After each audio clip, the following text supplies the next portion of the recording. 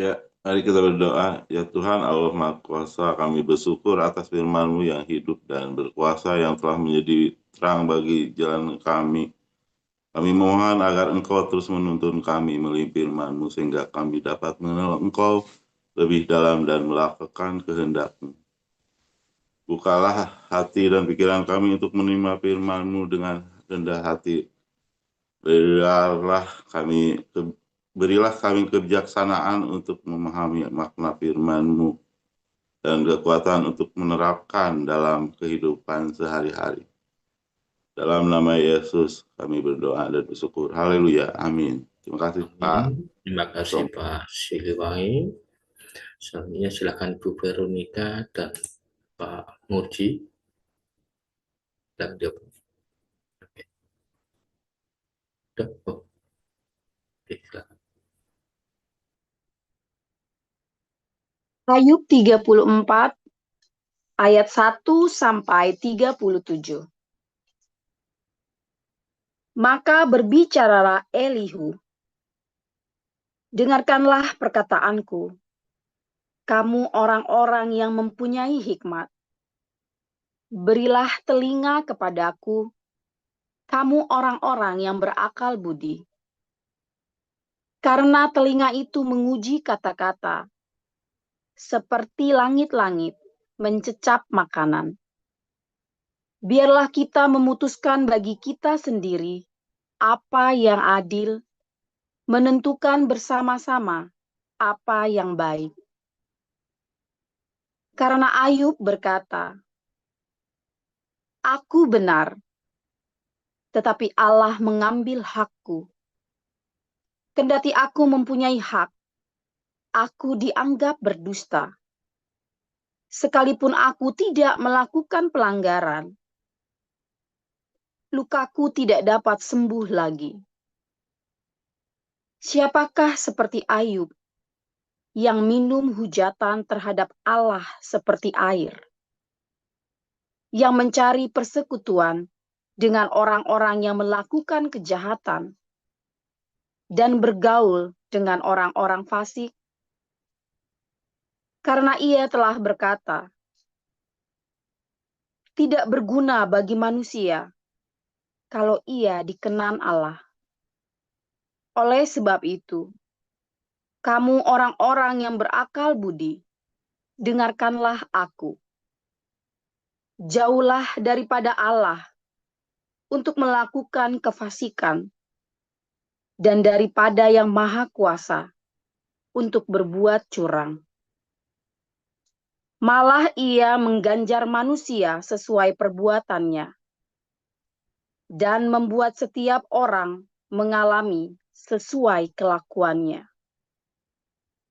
Sungguh, Allah tidak berlaku curang, yang maha kuasa tidak membekokkan keadilan. Siapa mempercayakan bumi kepadanya? Siapa membebankan alam semesta kepadanya? Jikalau ia menarik kembali rohnya dan mengembalikan nafasnya padanya, maka binasalah bersama-sama segala yang hidup, dan kembalilah manusia kepada debu. Jikalau engkau berakal budi, dengarkanlah ini. Pasanglah telinga kepada apa yang kuucapkan. Dapatkah pembenci keadilan memegang kekuasaan? Dan apakah engkau mau mempersalahkan dia yang adil dan perkasa? Dia yang berfirman kepada raja, hai orang dursila, kepada para bangsawan, hai orang fasik. Dia yang tidak memihak kepada para pembesar, dan tidak mengutamakan orang yang terkemuka daripada orang kecil. Karena mereka sekalian adalah buatan tangannya. Dalam sekejap mata mereka mati. Ya, pada tengah malam orang dikejutkan dan binasa. Mereka yang perkasa dilenyapkan, bukan oleh tangan orang. Karena matanya mengawasi jalan manusia, dan ia melihat segala langkahnya.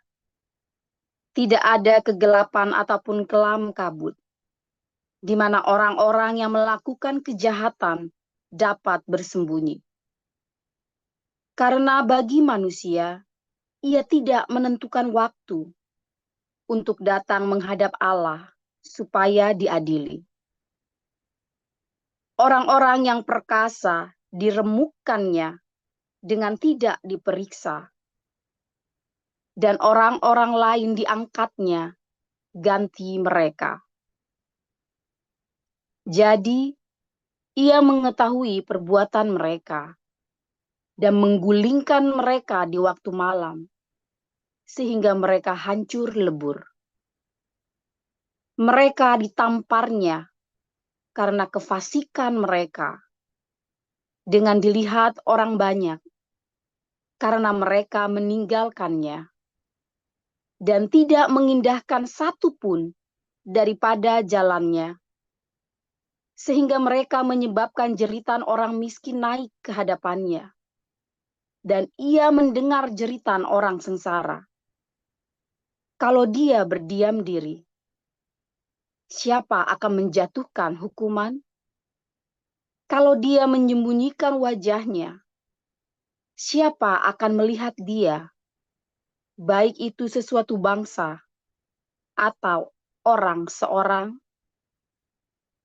Supaya jangan menjadi raja orang fasik, yang adalah jerat bagi orang banyak. Tetapi kalau seorang berkata kepada Allah, "Aku telah menyombongkan diri, tetapi aku tidak akan lagi berbuat jahat. Apa yang tidak ku mengerti, ajarkanlah kepadaku. Jikalau aku telah berbuat curang, maka aku tidak akan berbuat lagi. Menurut hematmu, apakah Allah harus melakukan pembalasan karena engkau yang menolak? Jadi, engkau jugalah yang harus memutuskan, bukan aku. Katakanlah apa yang engkau tahu."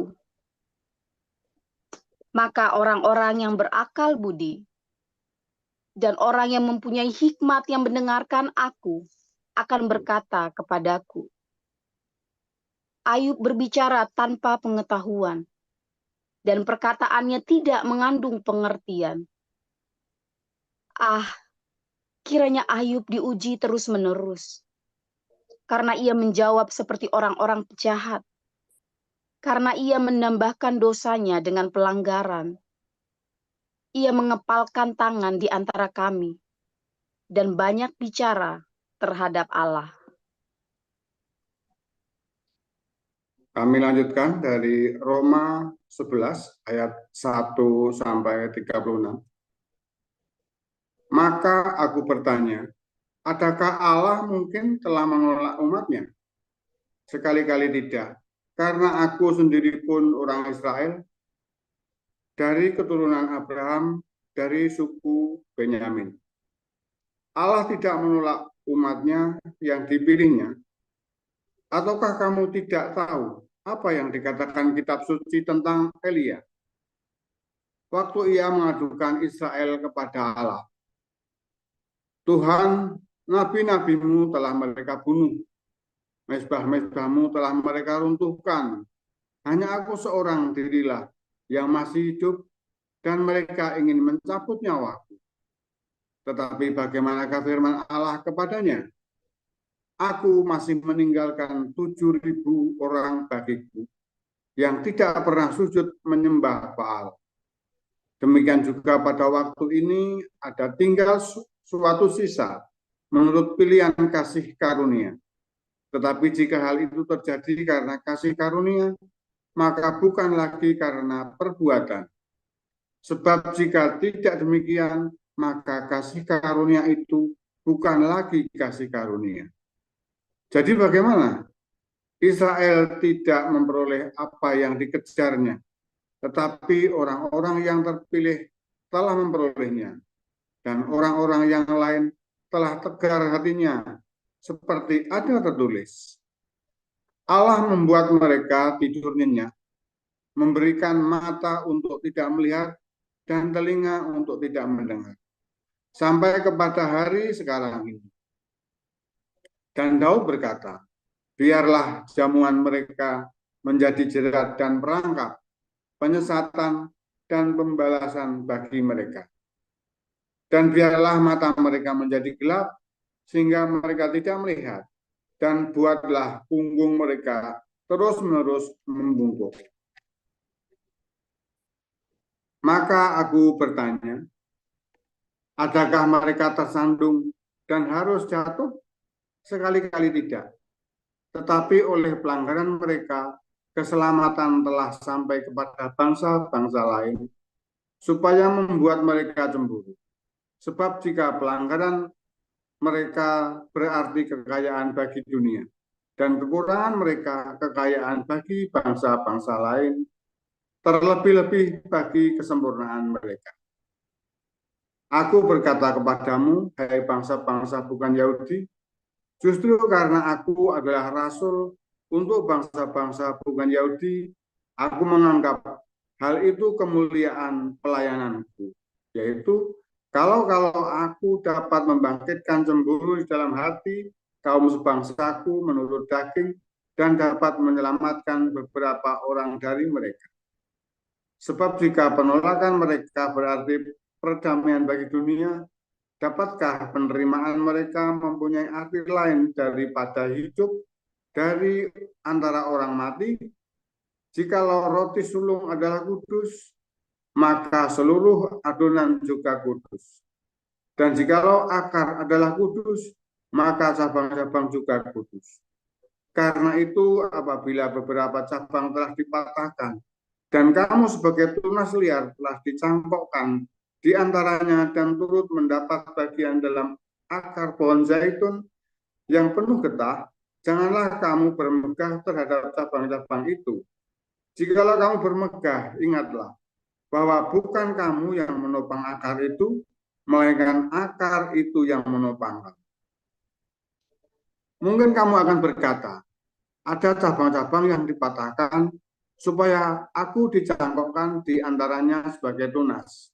Baiklah, mereka dipatahkan karena ketidakpercayaan mereka, dan kamu tegak tercacak karena iman.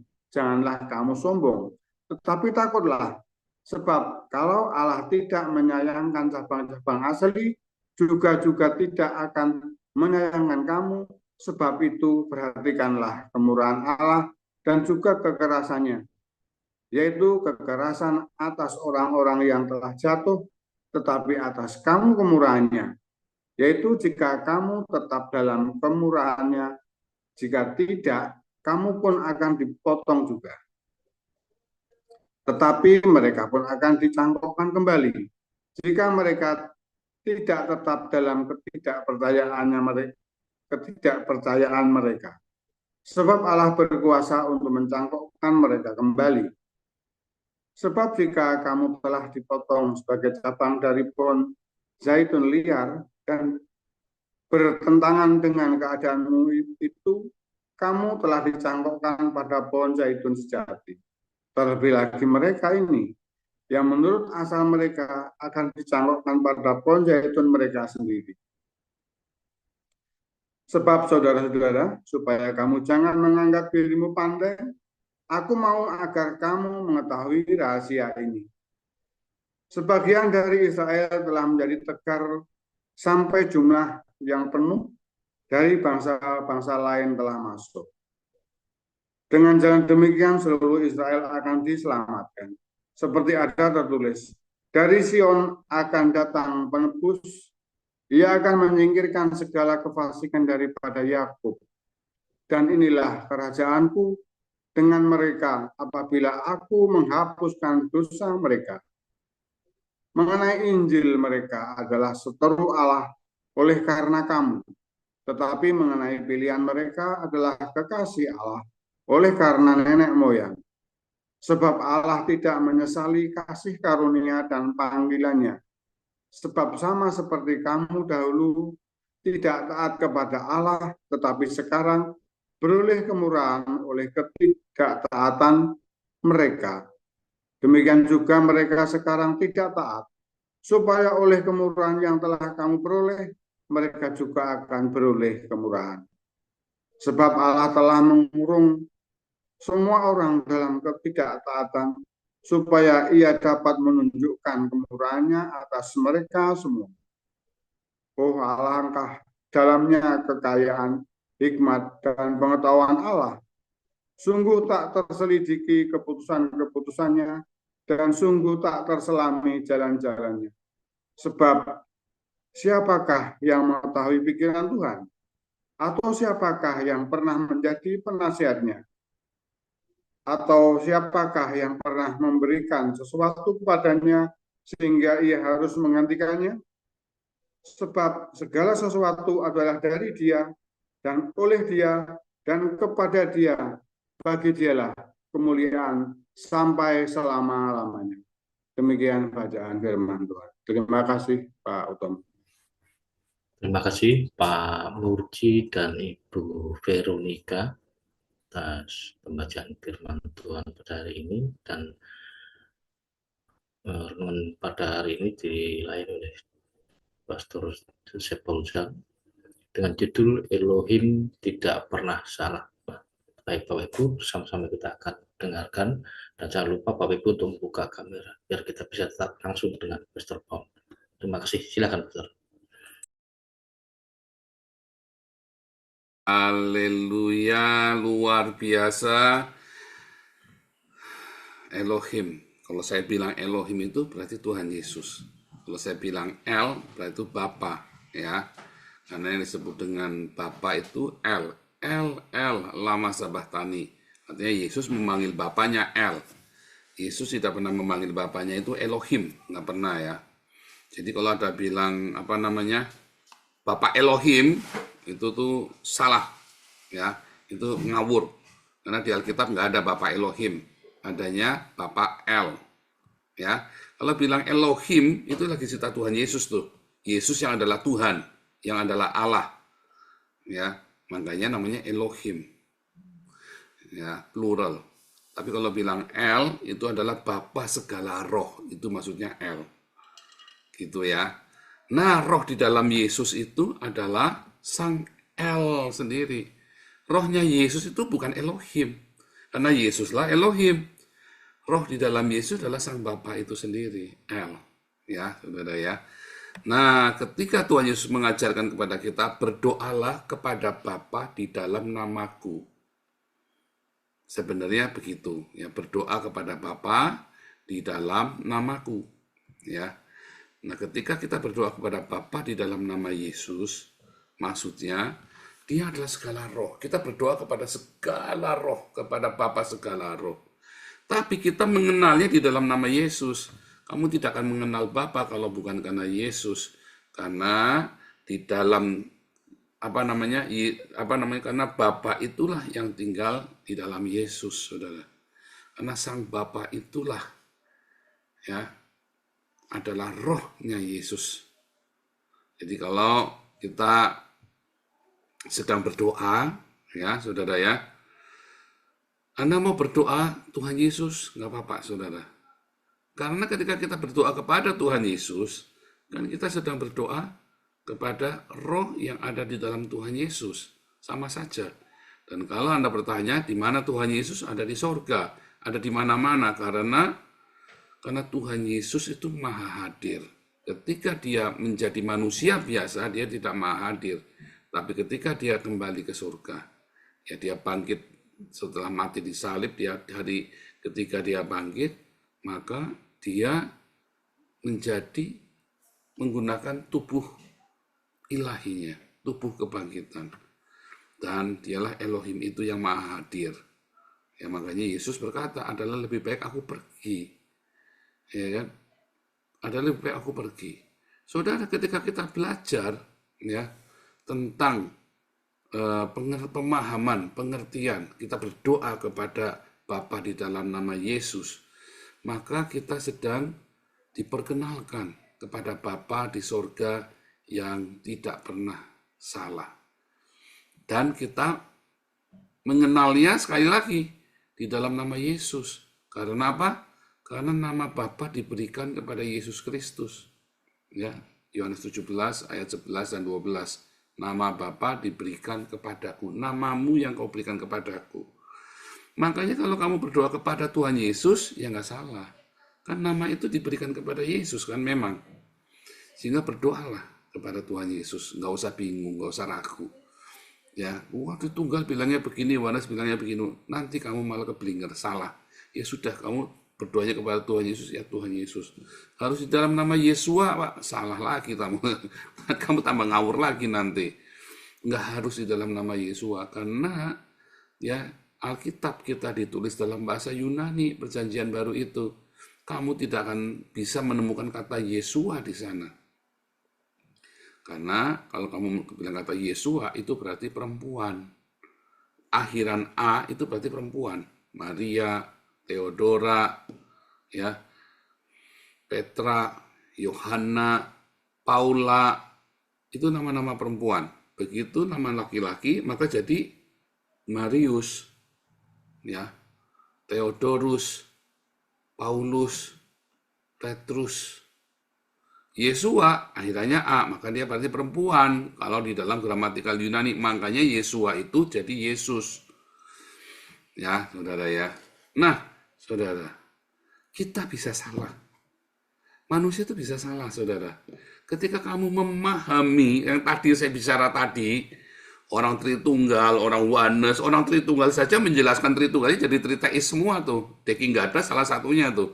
Pernah ya menjelaskan Tritunggalnya jadi Triteis. Siapa lagi tuh? Wah, banyak yang udah pernah kita uji coba di sini ya. 100 orang sudah kita wawancara yang ngaku-ngaku Tritunggal. Ternyata kebanyakan Triteis atau akhirnya jadi Oneness. Sama orang Oneness saya ditanya juga keder itu bos-bosnya Oneness. Ya udah saya kepretin semua tuh. Wah, kenapa? Karena pemahaman teologi orang itu bisa salah, saudara ya. Tidak sempurna. Kita itu ya belajar teologi, belajar dogma, belajar apa segala macam, bisa salah. Kalian bisa salah, saudara. Jadi nggak usah sok-sokan. Kadang-kadang saya nggak ngerti itu orang-orang itu ya. Sok-sokan. Belajar ya. Sok-sokan waktunya paling jago. Udah saya kepletin semua tuh para teolog-teolog di Indonesia. Sebutlah sama nama-sama ya. Yang ngaku-ngaku hebat. Udah saya kepletin semua. Muri Wali lah, Deki Gadas lah. Ya kan? Siapa tuh? Si Yosua Tewuka lah. Si Samuel Siaan lah, ya, sudah saya kepetin semua. Ya. Nah, apakah saya juga paling benar? Enggak juga, saya pun ada salahnya juga. Tidak ada yang sempurna. Yang sempurna itu hanya Tuhan Yesus. Ya, waktu ada anak muda datang, guru yang baik loh. Kok baik? Yang baik itu hanya Bapa. Ya, yang baik itu hanya Bapa. Tetapi nama Bapa diberikan kepada Yesus. Ya, sehingga ketika Anda memanggil Tuhan Yesus, ya boleh saja.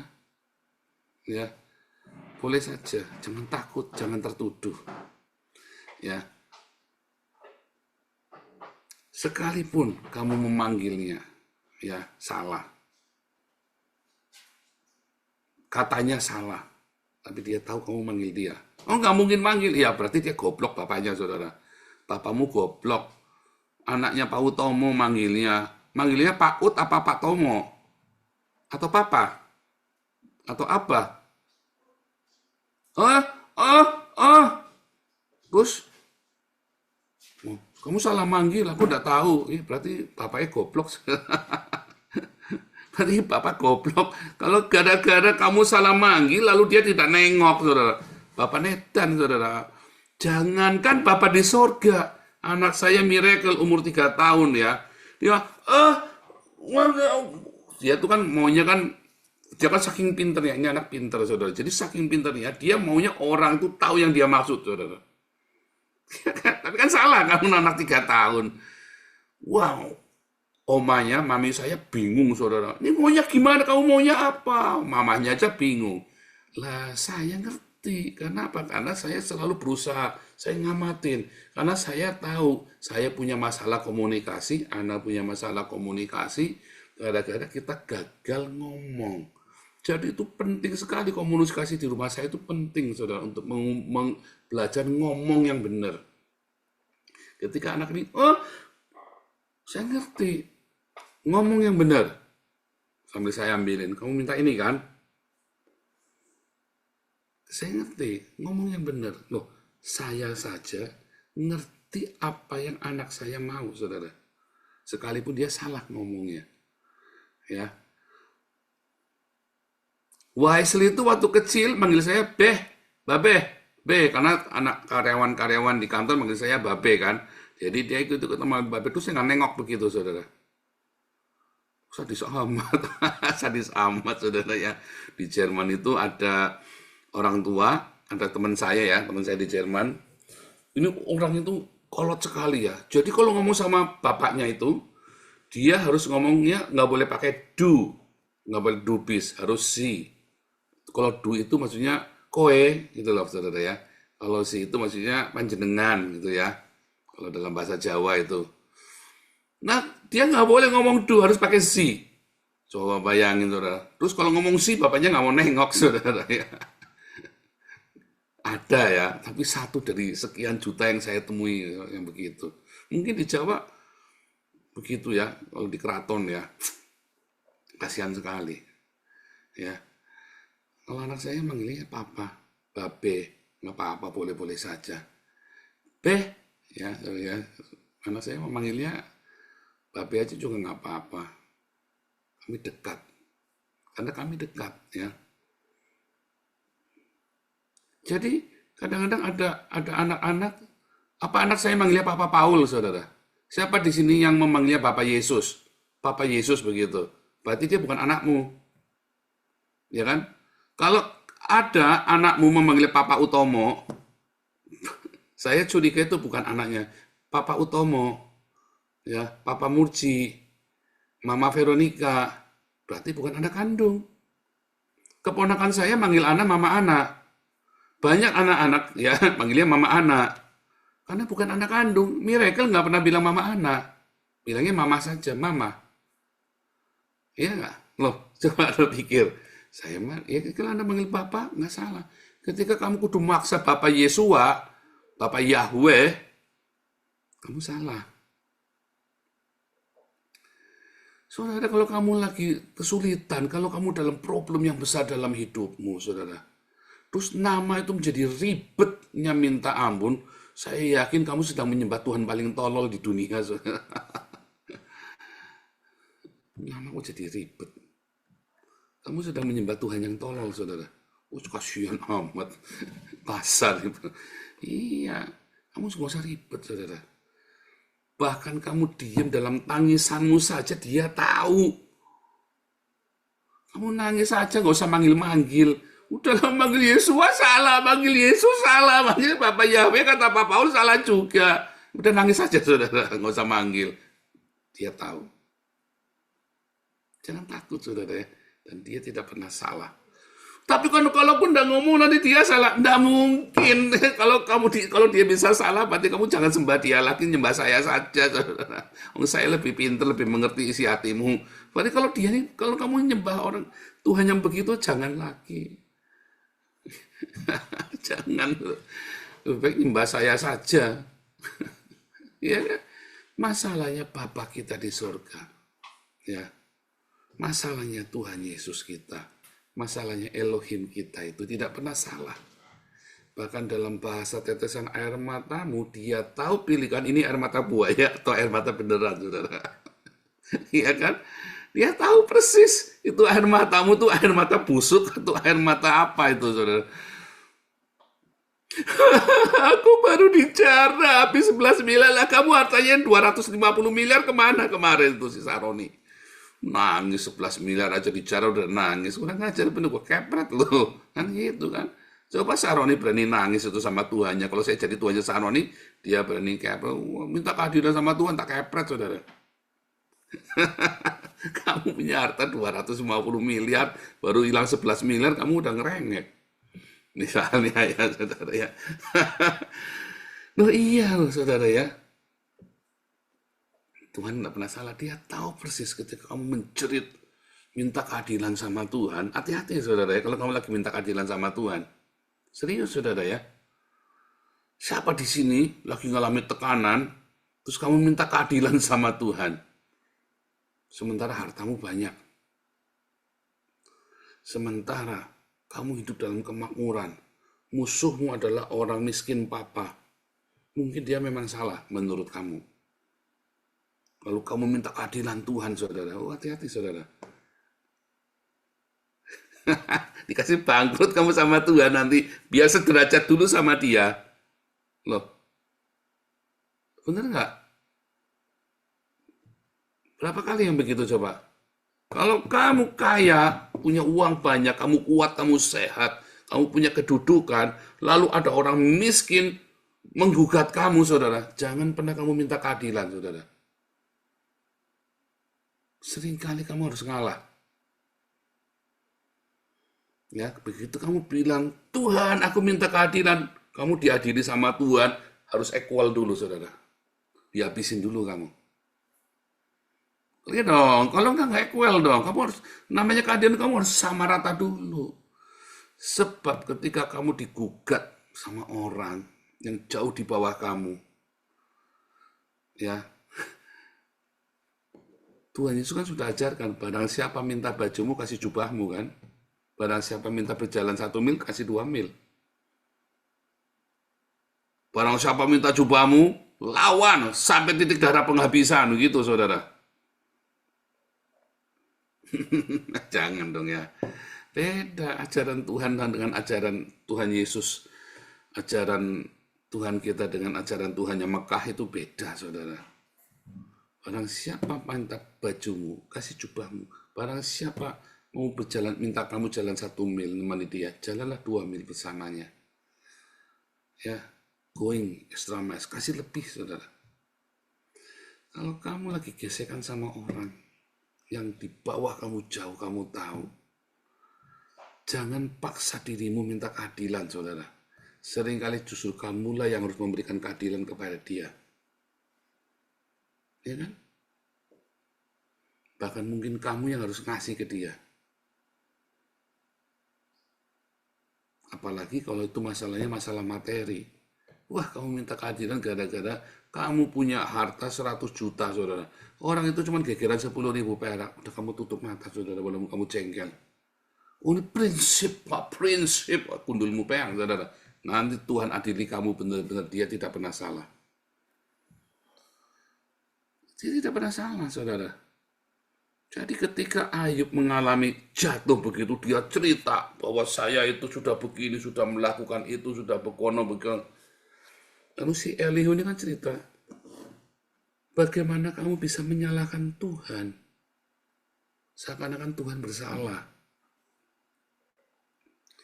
Di dalam setiap penghakimannya, dia tidak pernah salah. Makanya satu-satunya yang tidak dimarahi sama Tuhan itu cuma Elihu, yang lain dimarahi semua.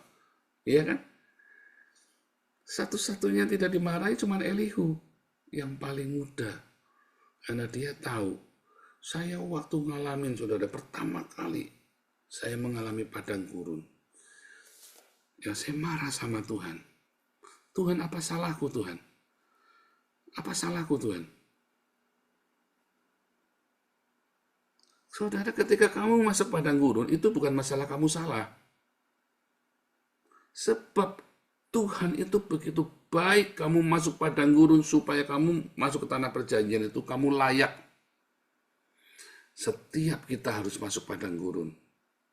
Sebab sekalipun kamu sudah lahir di tanah perjanjian, kamu tetap harus masuk ke padang gurunmu untuk kamu bisa layak tetap tinggal di tanah perjanjian. Makanya Elia pergi ke padang gurun 40 hari 40 malam jalan. Tuhan Yesus jalan di 40 hari 40 malam di padang gurun. Ya kan? Yohanes pun tinggalnya di padang gurun malah. Ya kan? Musa 40 tahun ditambah 40 tahun di padang gurun. Ya kan? 40 tahun yang pertama Musa itu dihajar habis-habisan di padang gurun. Untuk melalui 40 tahun yang kedua, saudara. Ya, Dan dia melakukan pekerjaan yang luar biasa, membebaskan 2 juta orang Mesir seorang diri, saudara. Macam Harun kan cuma nemenin, jadi translator doang, jadi penerjemah doang, jadi juru bicara. Tapi Musa sendiri yang nataki semuanya, ya seorang diri ditataki. Bagaimana dengan Anda dan saya? Apakah Tuhan salah bahwa kamu ke padang gurun? Enggak, Tuhan enggak pernah salah. Apakah Tuhan salah ketika kamu sampai jatuh kolaps? Ya nggak mungkin Pak, pasti saya yang salah. Masalahnya kamu tidak yakin loh kalau Tuhan tidak salah, kamu yang benar. Ya kan, kalau kamu kan bilang, ya mungkin saya juga ada salah. Tapi kamu nggak tulus loh. Kamu dalam hatimu, kamu berontak. Aku salah apa ya Tuhan ya? Saya juga sama berontak. Aku salah apa Tuhan? Dari surga Tuhan bilang, oke banget salahmu. Banyak, saudara. Kalau tanya salah pasti banyak. Cuma yang paling penting, kamu harus percaya Tuhan tidak pernah salah. Dia tidak pernah sekalipun meleset. Dia tuntun. Kamu nurut. Jalan. Aku turut Tuhan. Mau kemana Tuhan? Aku ikut. Sehabismu Tuhan, tidak apa-apa. Sehabis lenyap, tidak apa-apa Tuhan. Saudara, itu yang mengakhiri padang gurun saya. Ya, waktu saya bilang, udah tidak kuat saudara ya. Saya cuma berdoa sambil nangis.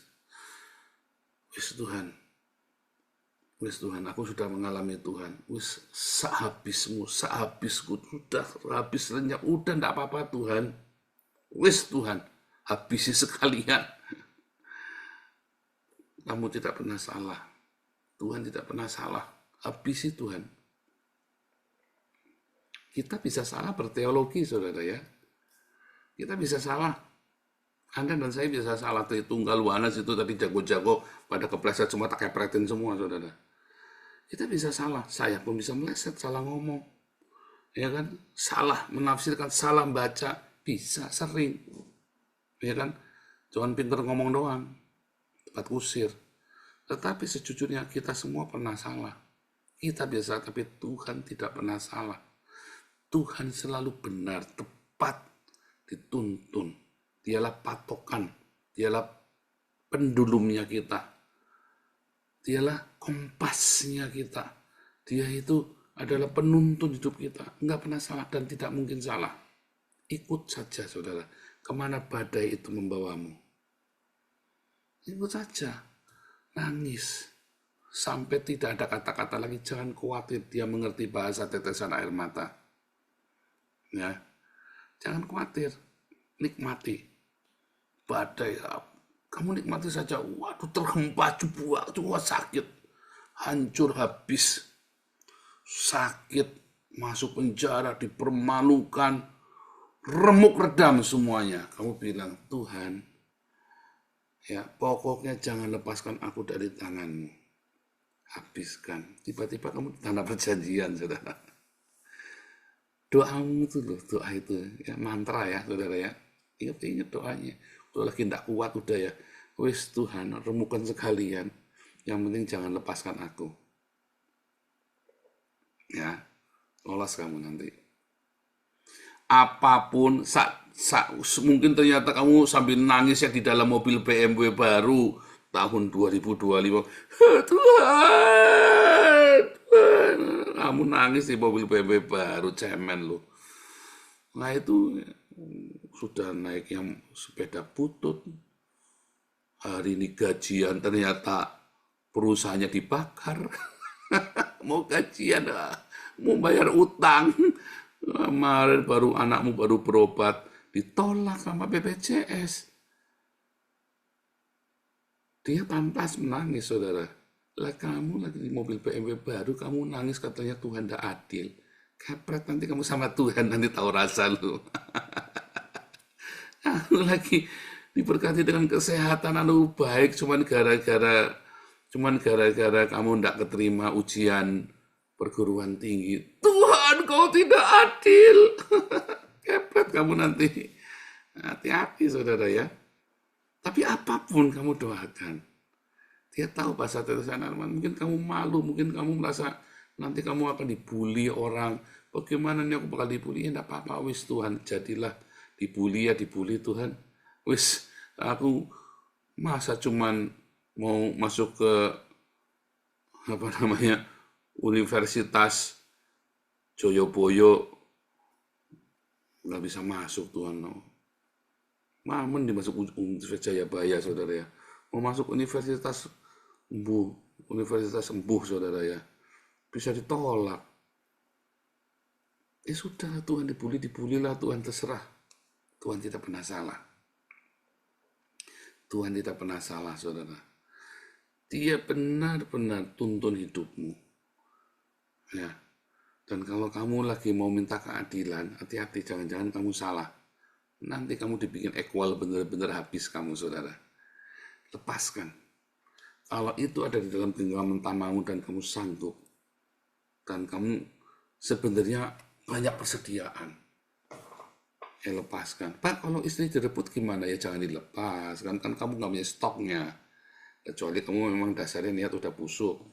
Ya Tuhan, istriku direbut sama orang, sama sahabatku. Aku relakan Tuhan.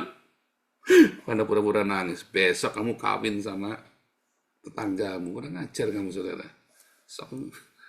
Tuhan, istriku dipanggil Tuhan. Oh, aku meninggal. Hatimu bahagia kan? Busuk juga kamu, aneh mata buaya juga. Lo gila juga lo. Hati-hati, saudara ya. Tuhan mengerti kamu, hati-hati kamu nangis sama Tuhan. Mama saya meninggal aja saya nggak menangis. Takut saya, takut salah.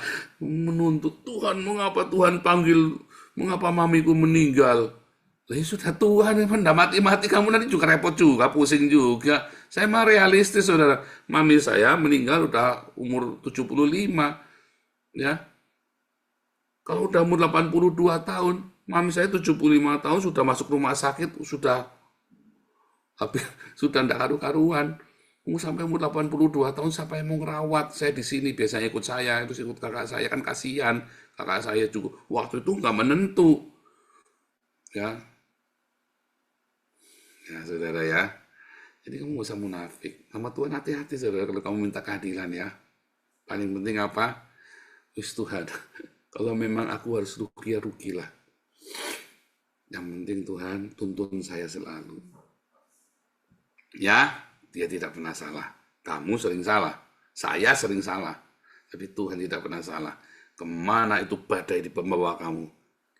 Ya Tuhan, aku ikut. Ya, Tuhan Yesus memberkati.